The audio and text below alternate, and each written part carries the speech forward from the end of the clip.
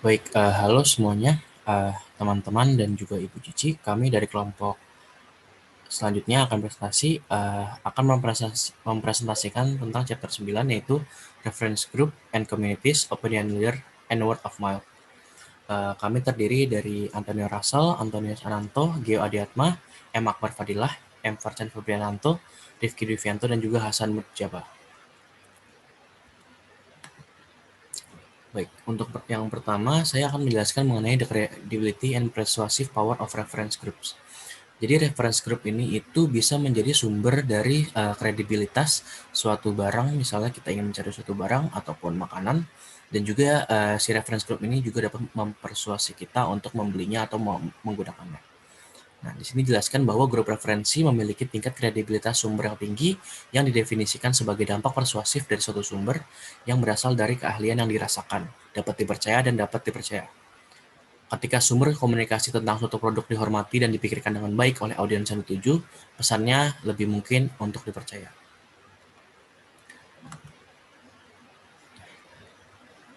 Kemudian ada sumber-sumbernya, yaitu ada formal dan juga informal, di mana dalam membahas kredibilitas juga kita harus bisa membedakan antara sumber informasi formal dan juga informalnya. Formal source atau sumber informasi formal adalah orang atau media yang menyediakan informasi terkait konsumsi dan disewa dan dibayar oleh suatu organisasi. Jadi mungkin di sini bisa dikatakan memang seperti brand ambassador dari si barangnya tersebut yang memang mempromosikan si barangnya tersebut kepada audiensnya.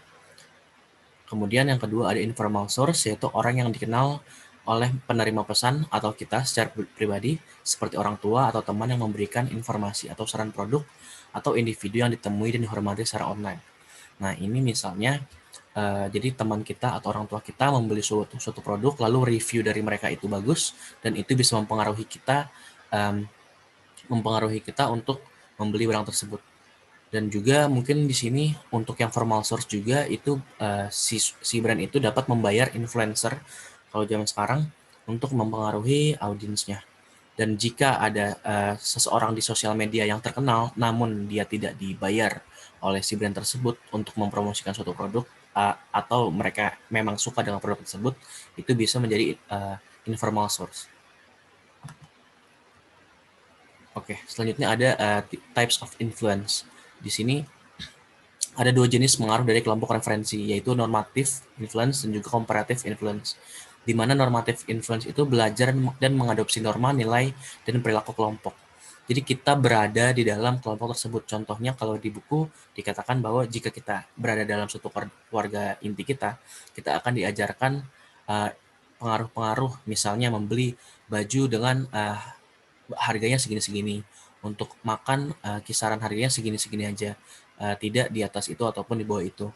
Nah, kemudian untuk comparative influence adalah terjadi ketika orang atau kita membandingkan diri kita dengan orang lain yang kita hormati atau kagumi dan kemudian mengadopsi beberapa dari nilai-nilai orang itu atau meniru perilaku mereka. Nah, ini bisa juga dikatakan kita bisa comparative influence ini bisa datang dari teman kita ataupun dari tokoh public figure yang ada di sosial media, di mana kita melihat lifestyle mereka lalu kita jadi ingin seperti mereka. Nah, itu bisa dikatakan sebagai comparative influence. Nah, ini selanjutnya ada group membership and type of influence. Di sini sebelumnya dijelaskan bahwa membership group adalah grup tempat seseorang berada atau secara realistis dapat bergabung. Nah, untuk simbolik group adalah kelompok yang kemungkinan tidak dimiliki oleh seseorang, tetapi nilai dan perilakunya dapat diadopsi oleh orang tersebut. Jadi, membership group adalah memang kitanya tergabung dalam si grup tersebut. Sedangkan simbolik grupnya ini, kita tidak berada dalam grup tersebut, namun kita bisa mengadopsi nilai-nilai dan perilaku dari si grup tersebut. Nah, di sini dikatakan bahwa membership group itu untuk si normative influence ini influence cukup tinggi. Kenapa? Karena normatif itu kan kita tergabung di dalamnya kan. Sedangkan untuk yang simbolik group di sini normatif influence itu no significant influence karena memang kita tidak tergabung di dalamnya. Nah, untuk yang comparative influence juga membership group ini bisa untuk terinfluence karena kan kita juga misal dalam keluarga kita melihat orang tua kita atau mungkin kakak kita, itu kan bisa menjadi apa ya? Kita bisa terinfluence oleh mereka juga. Nah, untuk symbolic group ini karena kita tidak tergabung di dalamnya, jadi kita hanya bisa melihat dari luar grup tersebut dan kita bisa mengadopsi nilai-nilai dan perilakunya. Di mana itu berarti comparative influence-nya cukup tinggi. Selanjutnya adalah consumption related reference group, di mana kelompok terkait ini adalah beberapa kelompok terkait konsumsi yang bisa mempengaruhi sikap dan perilaku konsumen, meliputi yaitu ada kelompok pertemanan atau friendship, kelompok belanja, komunitas virtual, dan kelompok advokasi.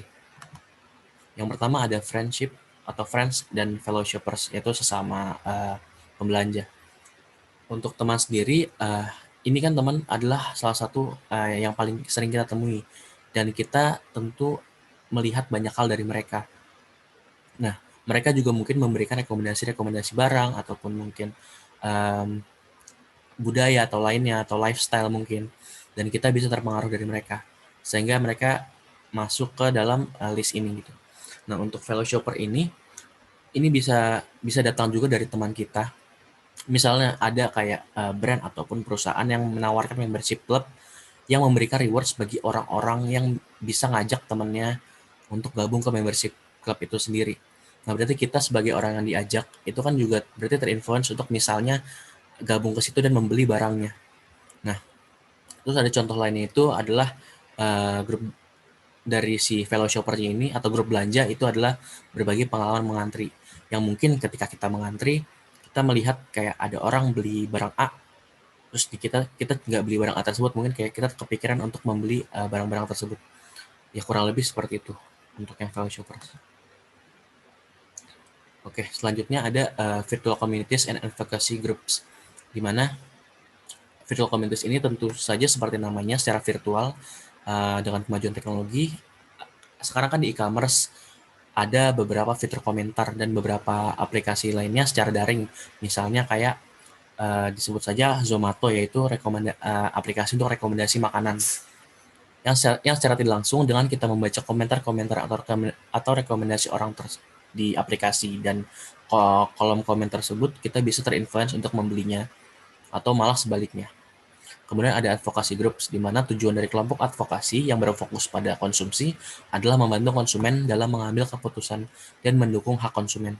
Ada dua jenis kelompok advokasi, yaitu yang pertama Etintas, yang diorganisir untuk memperbaiki penyalahgunaan konsumen tertentu dan kemudian dibubarkan, dan kelompok yang bertujuan untuk menangani area masalah yang lebih luas dan menyebar dan beroperasi dalam jangka waktu yang lama.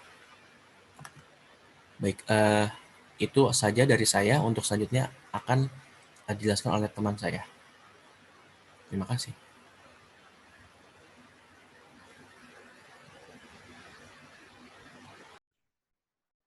Ya, selamat siang, selamat sore teman-teman dan Bu Cici. Saya akan melanjutkan presentasi dari kelompok kami, yaitu tentang Factors Affecting Reference Group Influence. Nah, ada beberapa faktor yang bisa dijadikan seseorang itu terpengaruh oleh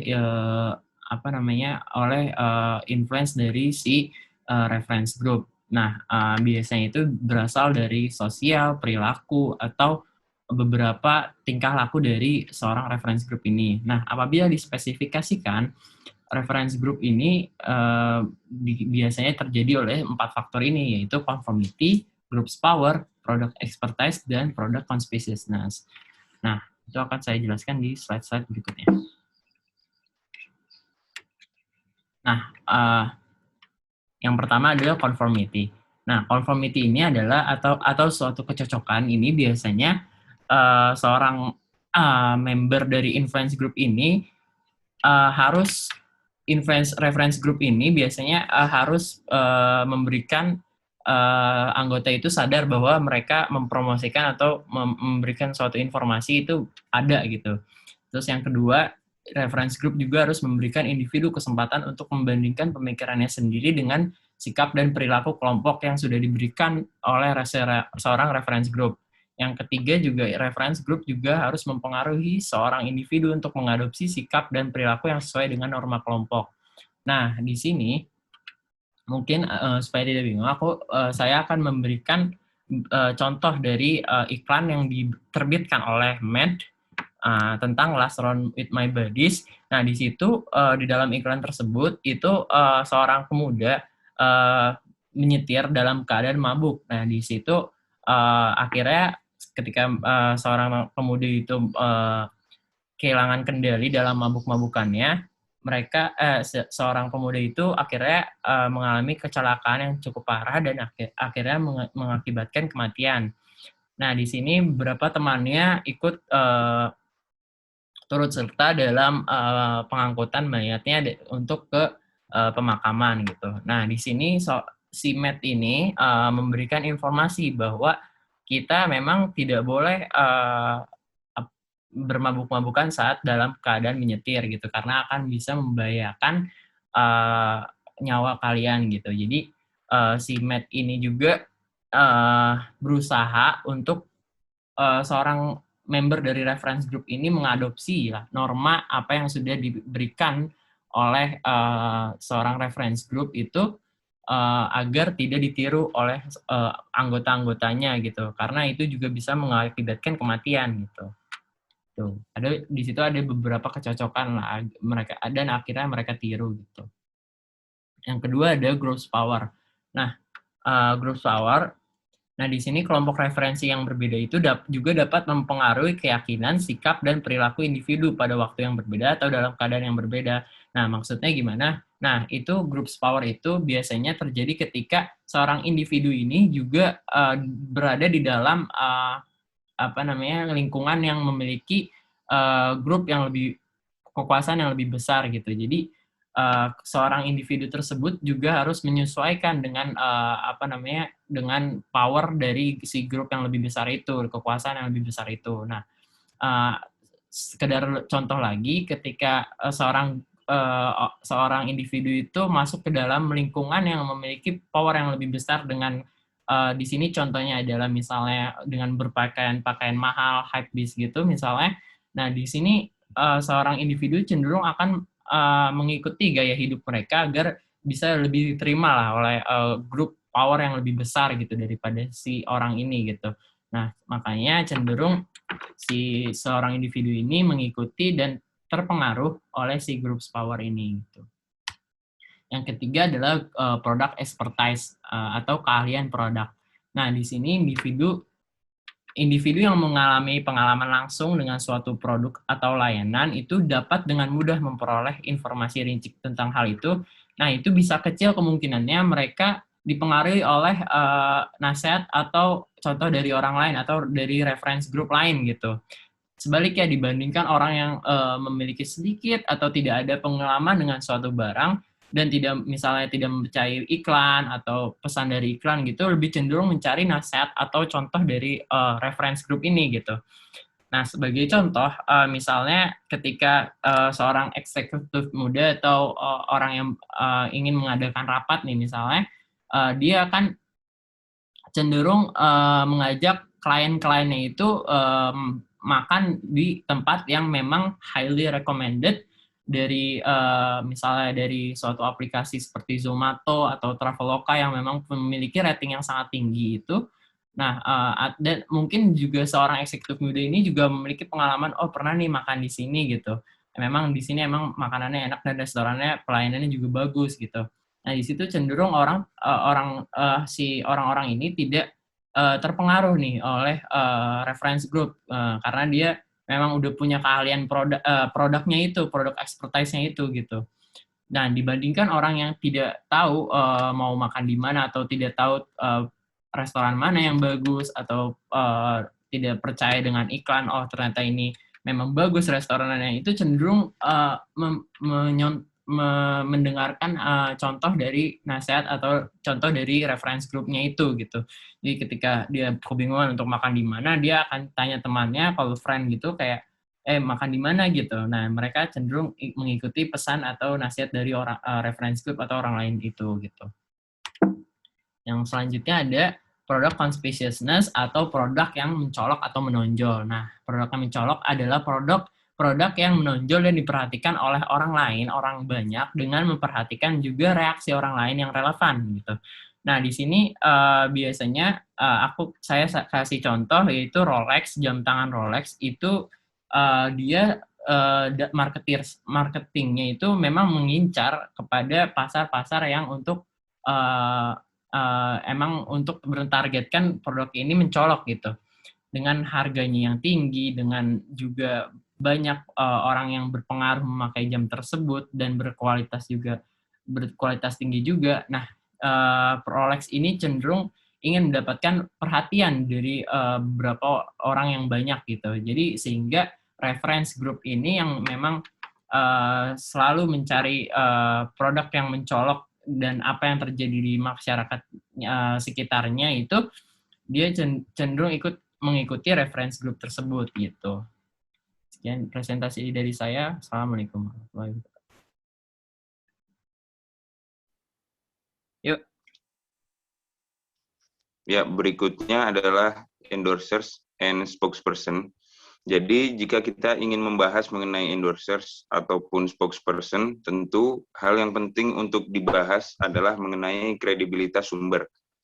Jadi, kredibilitas sumber yang dimaksud di sini adalah seberapa dipercaya orang tersebut oleh masyarakat dalam mewakili suatu brand di mata publik.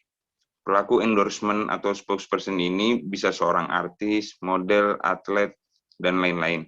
Poin yang perlu dimiliki individu yang akan menjadi calon endorsers dan spokesperson ini adalah kepercayaan publik, pemahaman mengenai produk, menarik, dan disukai masyarakat.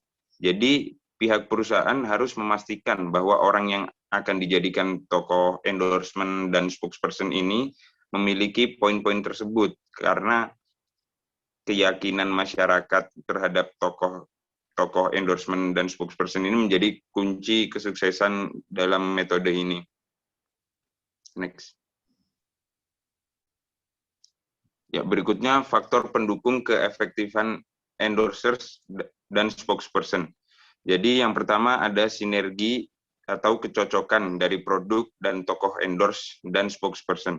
Hal ini akan membantu meningkatkan exposure dari brand karena audiens atau masyarakat cocok dengan tokoh dan tokoh cocok dengan brand, sehingga audiens secara tidak langsung juga cocok dengan brand yang akan di-endorse di orang tersebut.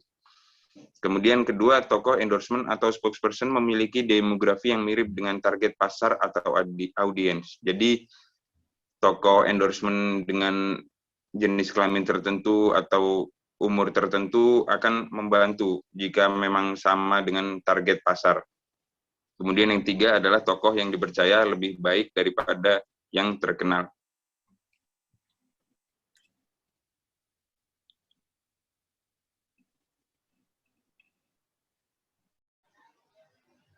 Selanjutnya, saya Anton akan melanjutkan presentasi dari kelompok kami, yaitu berikutnya adalah Celebrity in Promotion. Jadi, selebriti di sini itu juga biasanya digunakan sebagai sarana promosi karena ketenarannya. Jadi, selebriti ini bisa termasuk pemeran film, terus juga artis program TV, atlet, dan lain sebagainya. Yang pertama, ada selebriti testimonial. Jadi, selebriti testimonial ini seperti selebriti yang udah menggunakan suatu produk lalu membagikan pengalamannya ketika menggunakan produk tersebut. Misalnya misalnya ada artis nih, Aldi Taher gitu menggunakan produk kue gitu. Dia sudah merasakan produknya dan bilang kalau kue ini enak, ini rasanya lembut dan lain sebagainya. Itu namanya celebrity testimonial. Lalu berikutnya ada celebrity endorsement, yaitu selebriti yang tidak menggunakan produk tersebut, tapi cuma mempromosikannya saja. Jadi sebagai contoh, kalau kita lihat di Instagram kan banyak kayak endorse yang misal cuma memposting dia memegang suatu produk, lalu untuk promosinya itu mereka cuma mengikuti skrip dari perusahaan yang memberikan produk tersebut gitu. Jadi mereka tinggal mengikuti skrip aja, jadi nggak perlu mencoba atau menggunakan produk tersebut. Lalu yang ketiga ada celebrity actor, yaitu selebriti yang mempromosikan suatu produk dengan menjadi bintang iklan produk tersebut gitu. Seperti misalnya menjadi bintang iklan produk yang ada di TV gitu. Nah, itu termasuk sebagai celebrity actor. Lalu yang keempat ada celebrity spokesperson, yaitu ini bisa disebut sebagai brand ambassador-nya gitu. Sebagai contoh, kalau kita lihat ada Raffi Ahmad yang sebagai brand ambassador Erigo, itu termasuk celebrity spokesperson. Lalu berikutnya ada credibility. Credibility ini yang mempengaruhi seseorang untuk membeli atau tidak suatu produk gitu. Jadi yang pertama ada salesperson credibility, jadi dari penjual itu sendiri biasanya yang paling persuasif atau yang paling bisa membuat pelanggan itu tertarik untuk membeli itu karena rasa percaya diri dan kesan jujur yang diberikan oleh penjual gitu. Nah, rasa percaya diri dan kesan jujur ini bisa dilakukan penjual dengan cara menatap mata pelanggannya dan tidak tidak melihat ke arah lain gitu selain mata dari pelanggannya karena hal tersebut akan menunjukkan bahwa penjual tersebut itu jujur. Lalu berikutnya selain dari melihat langsung ke matanya, juga bisa ditambah dengan menggunakan pakaian yang layak gitu, pakaian yang cocok gitu. Contohnya kayak menjual properti dengan penjualnya itu menggunakan pakaian yang rapi seperti jas gitu. Nah, itu lebih membangun kepercayaan dari pelanggannya daripada mereka yang hanya menggunakan misalnya kaos gitu kan kurang cocok karena kurang formal bagi produk yang dijualnya. Credibility yang berikutnya ada vendor credibility, yaitu reputasi vendor atau retailer atau pengecer yang menjual produk tersebut gitu. Seperti contoh kita lihat di Indonesia itu ada S Hardware gitu. Nah, misal pelanggan membeli sesuatu di S Hardware lalu mereka ingin klaim garansi gitu atau mereka klaim garansi terus diterima oleh ACE dan prosesnya cepat gitu. Nah, itu bisa menaikkan kepercayaan dari pelanggan terhadap vendor tersebut gitu. Nah, berlaku juga sebaliknya apabila yang seharusnya pelanggan ini bisa klaim garansi tapi ternyata ditolak sama vendor tersebut. Nah, ini bisa menjadi nilai minus buat vendor tersebut dan menurunkan kepercayaan pelanggan pada vendor tersebut. Lalu berikutnya ada medium credibility, yaitu reputasi media yang membawakan iklan. Jadi reputasi media yang membawakan iklan itu juga berpengaruh. Seperti kalau misal media yang digunakan itu biasanya menyebar hoax gitu, menyebar hoax dan memberitakan sesuatu yang tidak sesuai fakta. Nah, ini akan membuat iklan yang ada di media tersebut itu menjadi kurang dipercaya juga oleh masyarakat. Selanjutnya, 9.3 opinion leaders and word of mouth. Yang pertama, apa itu opinion leadership? Jadi, opinion leadership merupakan proses di mana satu orang secara informal mempengaruhi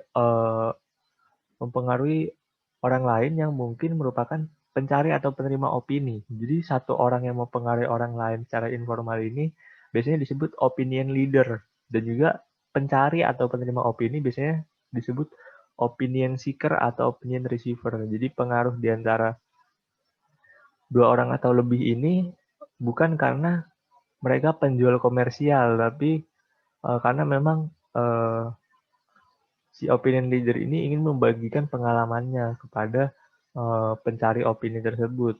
Dan biasanya mereka tidak memperoleh keuntungan langsung dari pemberi informasi. Lalu berikutnya apa yang mereka lakukan? Jadi opinion leaders ini memfilter atau menafsirkan atau memberikan informasi terkait produk kepada lingkungan mereka. Jadi biasanya opinion leaders ini menceritakan pengalaman mereka tentang suatu produk yang bisa menjadi masukan atau sebuah nasihat bagi penerima opini untuk membeli atau tidak produk tersebut. Jadi sebagai contoh, kalau kalian lihat di YouTube pasti tahu David Gadget In kan, David Gadget In yang biasanya melakukan review gadget, mulai dari HP, laptop, atau peralatan rumah elektronik lainnya. Nah, David Gadget ini bisa disebut sebagai opinion leader karena dia membagikan pengalaman dia tentang suatu produk gitu. Mereka melakukan review, dan juga review ini bukan membahas yang cuman oh ini bagus aja di sini sini sini, tapi juga membahas kekurangan dan kelebihannya juga gitu. Jadi seimbang gitu, dan bukan bermaksud untuk melakukan promosi, tapi hanya sekedar untuk membagikan pengalaman mereka. Nah, ini bisa disebut opinion leader. Gitu. Selanjutnya akan dilanjutkan oleh teman saya. Terima kasih. Oke, selamat pagi Ibu Cici dan teman-teman semuanya. Selanjutnya saya Dia Diatma akan meneruskan presentasi kelompok kami. Topik selanjutnya adalah apa sih yang menjadi motivasi dari opinion leaders dan receivers. Terdapat 3 segi motivasi ini sendiri, yaitu yang pertama self-involvement, yang kedua product involvement, dan social involvement. Nah, ditinjau dari segi self-involvement sendiri, dari sisi opinion leaders, yang menjadi motivasi mereka adalah untuk yang pertama, reduce post-purchase dissonance atau ketidakcocokan setelah membeli suatu produk. Atau bisa kita sebut dengan tahap rasionalisasi lah bagi opinion leaders ini. Dan yang kedua, untuk bisa jadi sebagai untuk show off expertise mereka, yaitu dengan memberi saran dan informasi tentang sebuah kategori produk kepada opinion receivers. Dari segi opinion receivers sendiri, yaitu mereka ingin mengurangi waktu shopping dan searching atau mencari suatu barang. Nah, yang kedua dari segi product involvement, yaitu dari opinion leader sendiri, motivasi mereka adalah untuk mengekspresikan kepuasan atau komplain mengenai suatu barang atau jasa. Dari segi opinion receiversnya sendiri, motivasi mereka adalah untuk mempelajari tentang produk yang baru dikenalkan pada pasar. Yang ketiga, dari sisi social involvement, dari sisi opinion leaders, ya, mereka yang menjadi motivasi mereka adalah untuk mengekspresikan pertemanan dengan cara memberi orang lain informasi yang berkenaan dengan konsumsi. Dari sisi opinion receivers-nya sendiri, motivasi mereka adalah untuk membeli produk yang sudah memiliki approval atau persetujuan dari orang lain. Nah, berikutnya kita beralih ke ciri-ciri opinion leaders. Yang pertama adalah opinion leaders biasanya berpengetahuan tinggi tentang sebuah kategori produk tertentu dan mengikuti produk-produk baru yang datang pada pasar. Jadi opinion leaders ini selalu update lah terhadap pasar. Yang kedua, percaya diri, outgoing atau ramah, dan mudah bergaul. Yang ketiga, membaca publikasi khusus dan secara teratur mengunjungi situs-situs web yang dikhususkan untuk topik tertentu atau kategori produk tertentu yang menjadi spesialisasi mereka, atau secara singkatnya mereka memiliki specialized knowledge. Yang keempat, opinion leaders and receivers biasanya berasal dari kelompok usia dan sosioekonomi yang sama, seperti contohnya antar mahasiswa. Selanjutnya, terdapat 4 metode bagi pemasar untuk mengukur sejauh mana tingkat pengaruh seorang konsumen kepada orang lain dan untuk mengidentifikasi siapa saja opinion leaders. Nah, yang pertama adalah self-designation method, yang kedua sociometric, yang ketiga key informant, dan yang keempat menggunakan crowd scores. Nah, metode yang pertama adalah self-designation method. Self-designation method ini dapat dilakukan dengan cara memberi kuesioner pada responden untuk mengevaluasi sejauh mana responden memberi informasi kepada orang lain tentang suatu produk dan sejauh mana responden dapat mempengaruhi pembelian mereka. Nah, kuesioner ini terdapat beberapa pertanyaan. Salah satunya adalah bisa kita lihat di poin ke-7 ini, saya sering mempengaruhi orang lain untuk membeli produk teknologi yang sama dengan yang saya sukai. Nah, responden ini dapat menjawabnya dengan skala strongly agree sampai strongly disagree. Yang kedua adalah sociometric method. yaitu satu teknik untuk mengukur opini leadership yang mencatat komunikasi orang ke orang mengenai suatu produk atau merek di antara anggota komunitas di mana sebagian besar anggotanya kenal satu yang lain. Nah, bagaimana caranya? Yaitu responden diminta untuk menyebutkan namanya. Yang pertama, orang-orang yang diberikan saran atau informasi tentang produk atau merek yang diteliti. Nah, orang-orang yang diberikan saran ini bisa diidentifikasi sebagai opinion receivers. Dan yang kedua, untuk mengidentifikasi opinion leaders, mereka diminta untuk menyebutkan nama-nama orang yang memberi mereka saran atau informasi tentang produk atau merek yang sama. Nah, metode ini memberikan hasil yang paling valid untuk menunjuk opinion leaders dan receivers, namun metode ini memerlukan biaya yang cukup besar dan analisisnya bisa dikatakan rumit. Yang ketiga adalah key informant method. Dalam metode ini, orang yang sangat berpengetahuan tentang sifat komunikasi sosial di antara anggota kelompok tertentu ini disebut sebagai key informants. Nah, dalam metode ini peneliti bertanya kepada key informants untuk mengidentifikasi individu pada suatu kelompok yang berperan sebagai opinion leaders. Nah, contoh dari key informant ini sendiri seperti profesor. Ya, profesor biasanya dapat mengidentifikasi siapa saja di antara banyak mahasiswanya yang berperan sebagai opinion leaders terhadap kategori produk tertentu. Nah, metode ini di situ cukup murah karena melibatkan sedikit orang, namun untuk menemukan key informasinya itu sendiri yang menjadi kesulitan.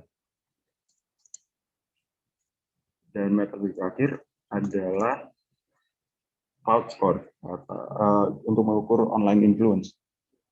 Nah, pengukuran ini dilakukan untuk mengukur sejauh mana seseorang dapat mempengaruhi orang lain secara online yang didasarkan pada kemampuan mereka dalam menciptakan engagement dan feedback atas apa yang mereka posting.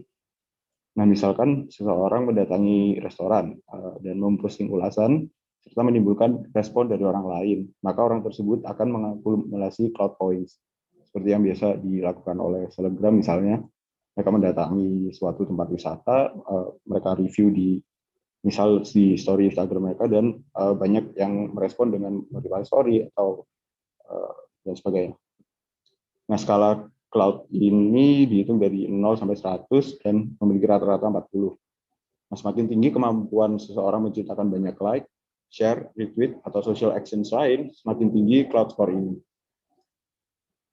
Nah, kemudian perusahaan cloud ini yang mengadakan mining data ini akan menjual data-data tersebut kepada perusahaan-perusahaan yang membutuhkan, seperti misal airlines atau restoran atau tempat wisata, bisa luas pengaplikasian.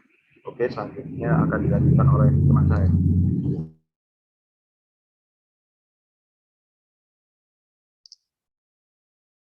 Oke, perkenalkan, nama saya Watwan Febrianto. Di sini saya akan menjelaskan tentang word of mouth strategic application.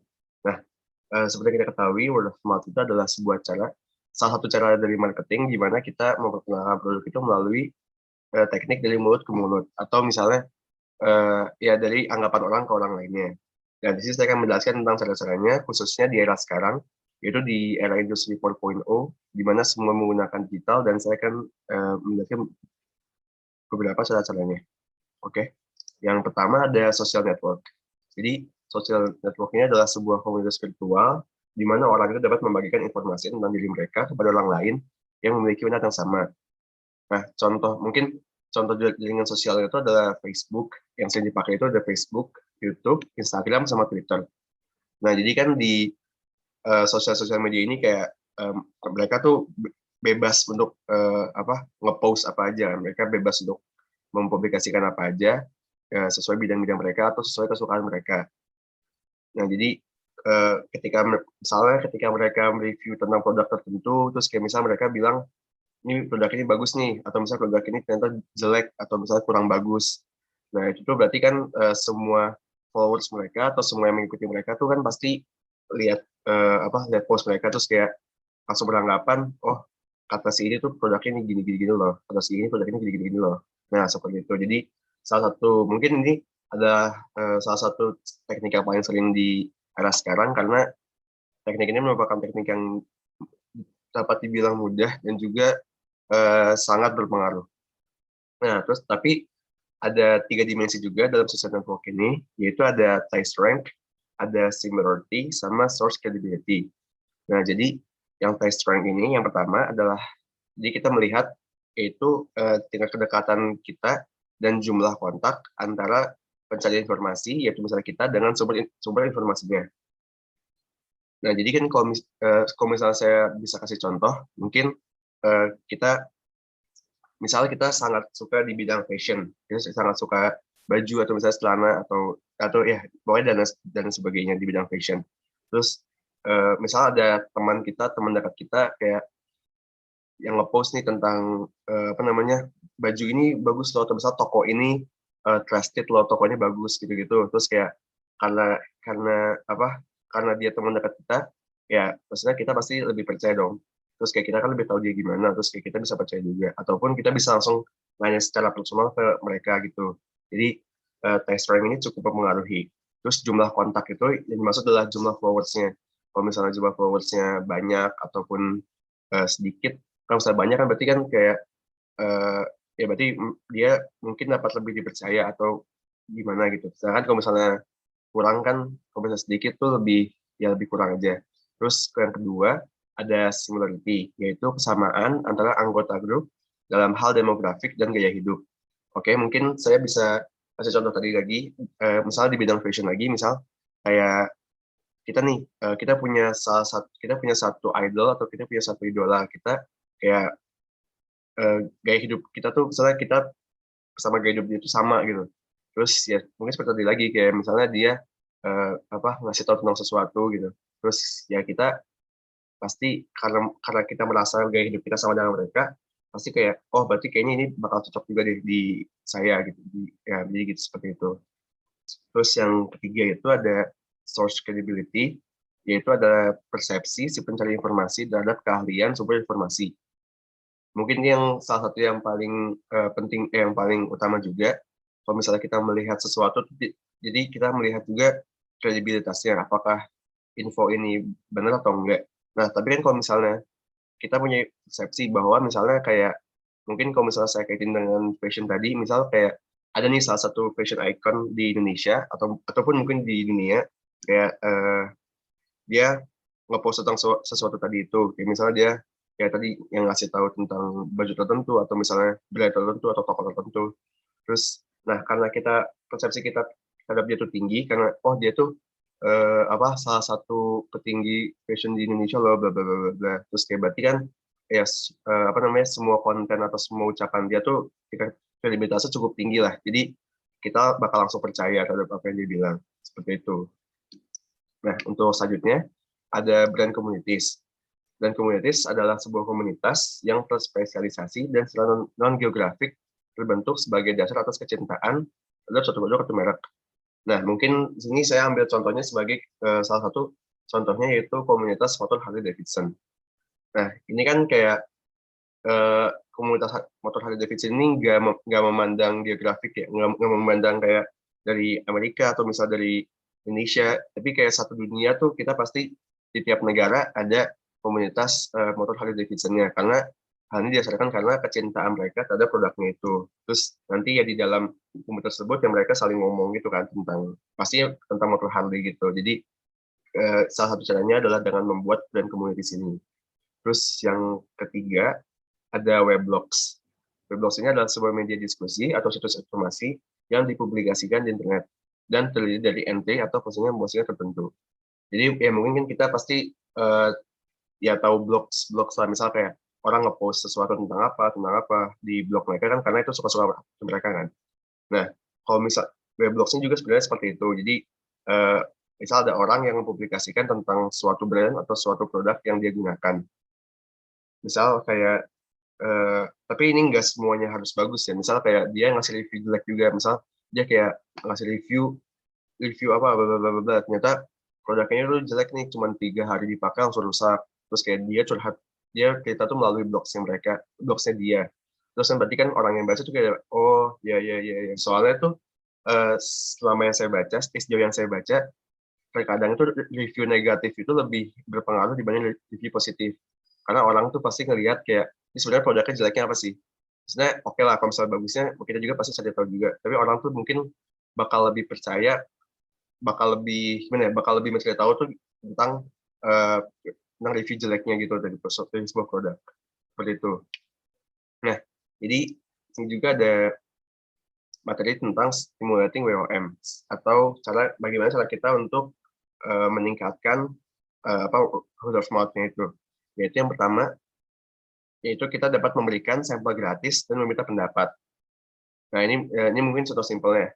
Kalau misal contoh simpelnya itu, jadi misalnya kita baru mengeluarkan sebuah produk, terus ya kita ngasih sampel-sampel gratis ke orang-orang yang kita kenal gitu, atau misalnya ke siapa. Nah, nanti kita tinggal minta pendapat ke mereka tuh gimana, produk saya tuh kurang apa sih, misalnya, oh masih kurang manis nih, atau misalnya masih kayaknya ini kayak packagingnya masih kurang dan segala macam. Nah, kan kita bakal langsung dapat bakal langsung dapat feedback kan. Jadi ini secara nggak langsung kayak kita dapat feedback juga. Terus mungkin kalau misalnya enak, langsung enak, terus pasti dia tuh langsung ngomong sama teman-temannya kan kayak, ini ternyata teman gue lagi ini nih, gini. Terus kayak ya udah, terus kayak secara langsung itu bakal free marketing juga buat kita dari cara word of mouth ini. Terus yang kedua itu kita dapat memanfaatkan pada viral marketing dan penggunaan buzz agent. Jadi ya mungkin teknik ini sangat lagi happening sekarang karena sekarang tuh semua hal dapat gampang banget viral. Ya mungkin dapat selain di Instagram juga, tadi mungkin selain di Instagram ataupun di Twitter, saya juga lagi muncul di TikTok kan, karena algoritma yang dari ketiga hal itu, ketiga sosial media itu cukup mudah gitu. Karena misal kalau misalnya di Instagram, misal kayak ada posan yang likes-nya banyak atau komennya banyak, terus nanti bakal secara langsung tuh muncul di explore kita. Jadi semua orang yang nggak follow kita tuh bakal bisa lihat juga.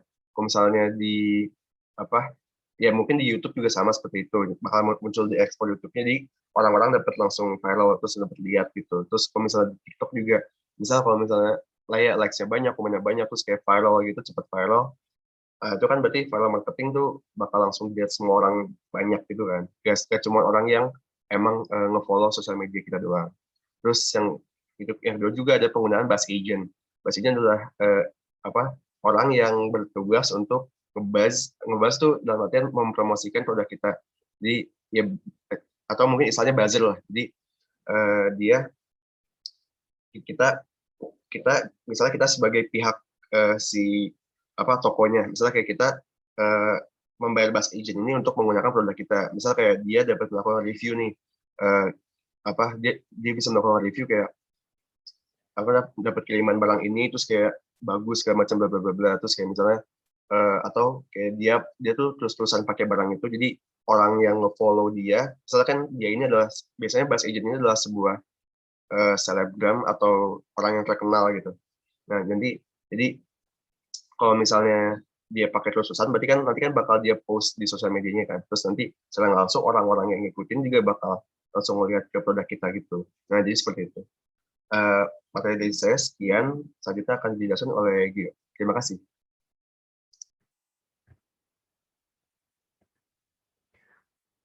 Baik, sekarang akan lanjut ke saya, Antonio Russell. Poinnya ini going viral. Periklanan viral atau viral advertising itu merupakan teknik pemasaran yang menggunakan jaring sosial untuk meningkatkan brand awareness dengan mendorong individu untuk menyampaikan pesan email online atau konten lainnya. Nah, ini tuh biasanya dilakukan di masa-masa digital seperti sekarang. Kayak misalkan kita melakukan Starbucks, melakukan penyalahnamaan cup-cupnya ketika pemesanan, itu kadang ada yang disengaja, kadang ada yang tidak, karena mereka akan mendapatkan exposure gratis, di mana banyak pembeli akan memposting seperti di Instastory atau mungkin di forum-forum lainnya. Lalu lagi Adver Games. Adver Games itu adalah merek yang disematkan, disembunyikan, atau diselipkan dalam permainan video game yang bisa dimainkan di rumah, di arcade, atau secara online. Kayak misalkan kita lagi main suatu game, terus tiba-tiba ada ads, ada apa, itu merupakan salah satu bagian dari Adver Games. Jadi intinya advertisement di dalam games. Next itu ada managing negative rumors. Komentar negatif atau rumor yang tidak benar itu dapat ketika menyapu pasar dan merusak produk. Internet itu tempat yang subur untuk menyebarkan rumor negatif. Dan teknologi digital sekarang memungkinkan konsumen yang tidak puas untuk menjangkau jutaan orang dengan mudah dan menggambarkan pengalaman-pengalaman negatif mereka. Nah, itu jadi kita ngomonginnya tentang kayak misalkan Google review terhadap suatu restoran, suatu tempat bermain, tempat wisata. Nah, jadi kan di situ kan kita sebagai masyarakat itu kita yang mengisi karena kita juga yang menilai. Jadi kita mengambil bagian juga dalam mengisinya. Di situ tuh dapat terjadi komentar-komentar negatif, kayak misalkan mungkin gara-gara ada sedikit kesalahan di saat mereka berkunjung dan lain-lain. Nah, itu juga bisa kita lihat lagi ada di contohnya itu di Google Play Store atau di App Store, di mana kita akan memberikan bintang pada suatu aplikasi, di mana kita bisa memberikan bintang 1 sampai 5. Nah, di situ juga bisa terjadi rumor-rumor negatif ketika seseorang itu memberi bintang 1 dan membesar-besarkan masalah yang aslinya itu mungkin besar menurut mereka, tapi di mata developer itu sebuah hal-hal minor atau dan lain-lain. Next itu ada innovations, ada adopters as reference groups. Grup sangat mempengaruhi difusi inovasi. Inovasi produk itu bervariasi dalam tingkat perubahan perilaku yang diperlukan dan kecepatan penyebarannya. Waktu yang dibutuhkan suatu inovasi untuk menyebar dari inovator ke lamban dipengaruhi oleh beberapa faktor. Nah, jadi ini beberapa faktornya, ada sifat kelompok yang terlibat, jenis keputusan inovasi yang dibutuhkan, luasnya upaya pemasaran, kekuatan kebutuhan yang dirasakan, kesesuaian inovasi nilai-nilai yang dengan kesesuaian inovasi dengan nilai-nilai yang ada, keunggulan relatif, kompleksitas inovasi, kemudahan dalam mengamati penggunaan inovasi, kemudahan dalam mencoba inovasi, dan juga yang terakhir itu ada persepsi resiko dalam mencoba inovasi tersebut. Nah, di sini ada beberapa terms dari adopters tersebut. The first buyer itu adalah inovator atau konsumen pembeli pertama. The followers yang mengikuti the first buyer, jadi konsumen yang membeli produk dalam waktu relatif singkat, jadi bedanya dikit banget dengan si first buyer ini.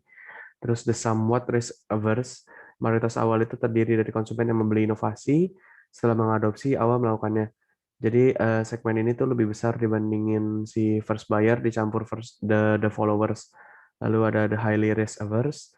Jadi ini tingkat mayoritas akhir masyarakat itu yang tidak menyukai resiko. Jadi mereka tuh kayak menunggu review, menunggu ulasan dari orang-orang lain terhadap suatu produk baru membelinya. Lalu itu ada the last to purchase, itu konsumen yang mengadopsi inovasi.